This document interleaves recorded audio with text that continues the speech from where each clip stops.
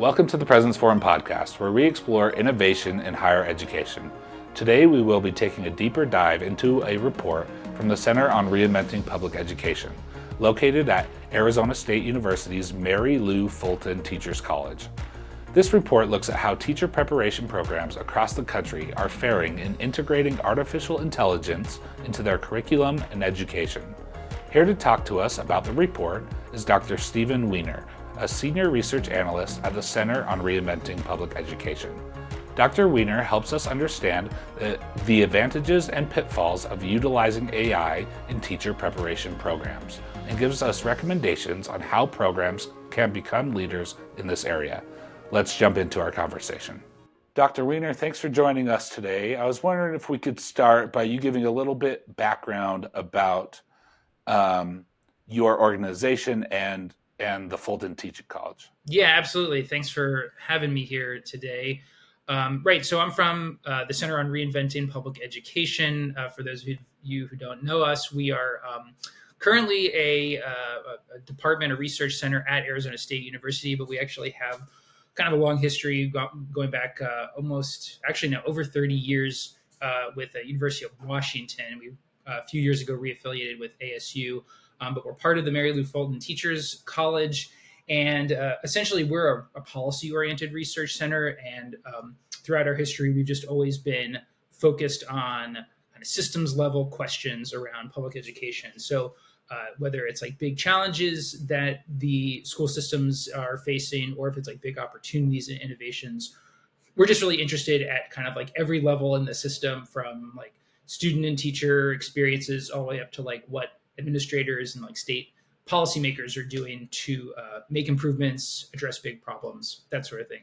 So if that's a good way of kind of introing why we have this interest now in AI, I think that should kind of set the stage.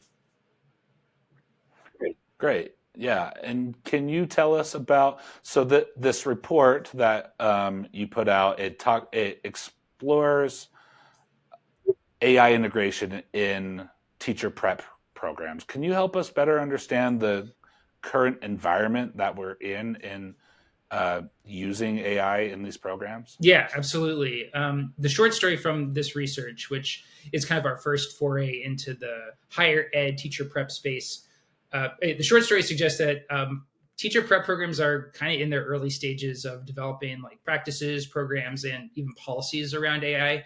That's kind of at best. What we're seeing is at worst, like there's just like very little happening at an institutional level to address AI. I would also like to just say the context of this report. It's just worth pointing out that this is comes from like a survey with also kind of a small set of follow-up interviews we did with faculty in higher education institutions. It was across the U.S. So we solicited over 500 institutions. We heard back from about 70. And so, we did get representation from a wide range of institutions, big urban universities, small community colleges. But it's like it's definitely not a representative sample, but we think it's a really good initial picture, a glimpse into this landscape. And so I think I could just say there, what we heard was that some things are happening. Very few of the things that are happening are kind of deep and systemic changes around AI.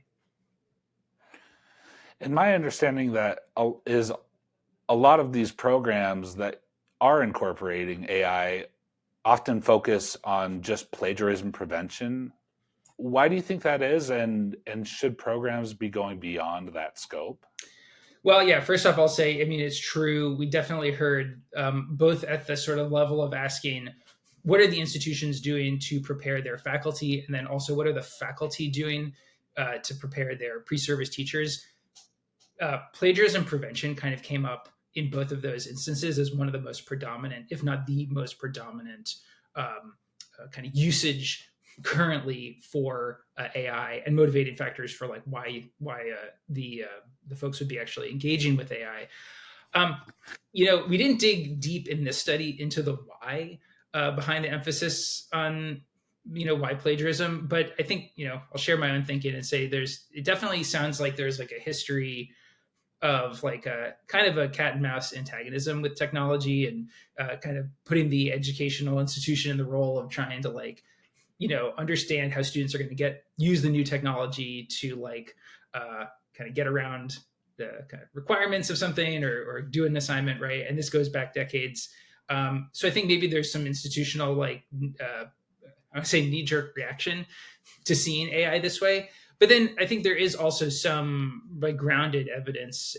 Even what we hear anecdotally is from folks saying like, well, we know that the students are using AI. We are finding it hard to know how they're using it. And if you add into that issue the fact that their institutions are not providing yet clear guidance on what constitutes appropriate AI usage, I think that this is just sort of creating an environment of uncertainty for faculty. And I think that might be just why this has become the dominant narrative. I will actually point out, and I did put this in the report just to make sure for your audience and everyone's aware, it's unfortunate and a bit ironic that this is the focus, because what we know now is there isn't yet like really reliable software to capture if a student is like using AI to write a report, for example. There's like some improvements on this front, but there's like a lot of false positives and a lot of false negatives as far as like figuring out what, if a student is actually using something that was generated by AI. So. Okay. And you talked a bit about the faculty perspective. What did the report find the overall attitude of faculty towards AI integration was? Yeah, it's a good question. It's first worth pointing out that we did not speak directly to faculty. We spoke to leaders, and the leaders of these teacher prep programs, largely deans and other people like admin. We did have some survey respondents and interviews actually that also included folks who were at smaller institutions who were kind of in faculty roles. But that being said, just know that this is sort of from a higher level kind of perspective. That said, it is maybe a little bit concerning that only 10% of the ed school leaders that we surveyed reported from their perspective that their faculty were actually confident in using AI. Only 10%. And they said that from their perspective, they could only see like a very few number of them using it in their actual instruction. So yeah, more than half of the respondents indicated that their faculty do not feel confident integrating AI tools into their and resources into their practice. When we dug into this in the interviews that we did, we heard a lot about fear. There's like some kind of resistance to just doing maybe something new, bringing new tools in, and not kind of understanding it. But a lot of it also was like, there was a sort of fear of kind of not understanding like what they could and couldn't do with it, or if it was actually going to like, be taking student data, or even taking their own, from a faculty perspective, their own data, their own research data, if they were going to, for example, put their own work into the AI. There was a lot of fear. There was some also kind of like just resistance around like understanding like what, like, is it going to even like kind of replace some of their work, replace some of their function in the classroom. So I would preface that these were really like things we heard somewhat anecdotally, but they did emerge from conversation. Sure. And at the President's Forum, we really focus on, innovation in ways that can drive student success. And I understand your report provides some recommendations for programs and leaders of these programs to start tackling the challenges and opportunities that AI brings. Can you tell us about these recommendations? Yeah, absolutely.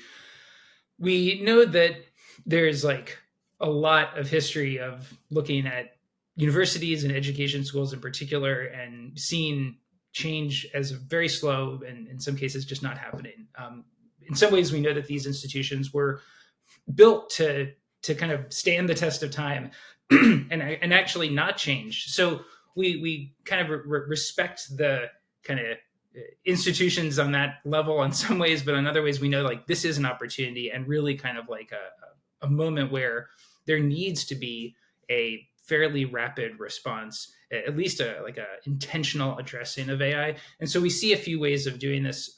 Internally to higher education, we kind of look at deans and administrators of education schools, the folks we talk to for this research. We really see kind of an easy first step for them to engage with other folks in their institutions, just maybe not in the ed schools, some folks who have deeper expertise in AI from other departments or other schools. And then also to look across and outside of their own institution to other education schools, other innovative work happening, and we think that there's a lot of reinventing the wheel currently happening, where folks are working in isolation in similar positions, even in similar university or other institutional settings, and just engaging with intermediary organizations like we work with AACTE, that's a College of Teacher Education Association, to actually make networks and to connect with folks who maybe are a little ahead of the curve. Starting new partnerships also would be great, kind of a good idea for these folks. At the university level, people who are like the presidents of the universities, we really think they need to look at mechanisms for incentivizing faculty to engage with AI, and also providing the training that helps them understand, risks, opportunities, limitations. We know that administrators don't have a lot of mechanisms for making faculty do stuff that's sort of institutionally just true. It's kind of the physics of these institutions. But if there is a appetite for even thinking about how do you make tenure and promotion criteria linked in some ways to make it broader than AI adoption, but just sort of encountering and wrestling with new technologies, it's something to consider. But we know that's a tough sell. Outside of the universities, we look at a number of folks like state policymakers who we think could play a more assertive role in encouraging the teacher prep programs in their own states to set expectations around integrating AI for teachers. We know that the teacher prep programs in a state are quite closely related to the teacher workforce in those states often. And so if a state has a mandate for what a teacher should know when they enter the classroom, that could be a positive external pressure, even going as far as maybe revising teaching certification standards to include something around AI literacy. State departments can also provide targeted funding or grants to universities that do this sort of work.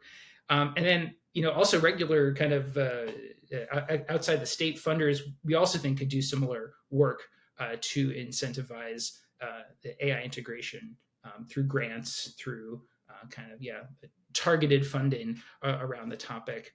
And then, we also think that funders from kind of everywhere should also be looking outside of teacher prep programs in higher ed. There are alternative pre-service programs. There's residencies, there's kind of new emerging micro-credentialing opportunities that they might consider funding to ensure that teachers are actually just developing the basic competencies and specializations in AI before they enter the classroom. Yeah, that makes a lot of sense and seems like some great recommendations. I'm wondering if there's any other element of the report that we haven't touched on that you would like to. Yeah. You asked kind of what's the faculty's sort of perspective on AI, and I would say a complementary perspective to share on that is the leaders themselves, because we heard directly from them in these teacher prep programs. We heard a balance of optimism and caution about AI's potential impact, and so I think that's something useful to point out, that wherever their institutions are at, we did get a sense that the leaders themselves, they kind of either were agreed or strongly agreed with the idea that AI, could lead to positive changes in education. It could make teachers' jobs better and kind of improve efficiency. It could help teachers identify, students who are most in need and kind of use data in clever, interesting ways to kind of target those students and provide personalized supports. At the same time, we also heard them say that there's definitely risks and challenges that they're aware of around AI.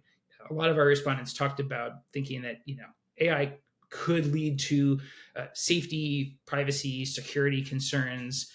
They also worried about kind of rising inequity and gaps in who does and does not have access to AI, and who gets trained in AI from a student perspective. So, I think it's possibly a good sign that our leaders are taking this kind of balanced approach. They see the opportunities and the risks. And the last thing I'll say is, a lot of them want support. We saw just an overwhelming openness to additional support, additional resources, and training. So they're looking for help, and hopefully, either inside the institutions that they're at or outside, they will start to receive that. Yeah. At the President's Forum, we talk a lot. We use the word accountable innovation, and it sounds like that's a very, a similar mindset of making sure to balance the pros with the potential cons. So that's definitely good to keep in mind. Stephen, we appreciate you taking the time to join us today and the work you're doing. We at the President's Forum get a lot out of these types of conversations, so we really appreciate it. It's been a pleasure to be on. Thanks, Cameron.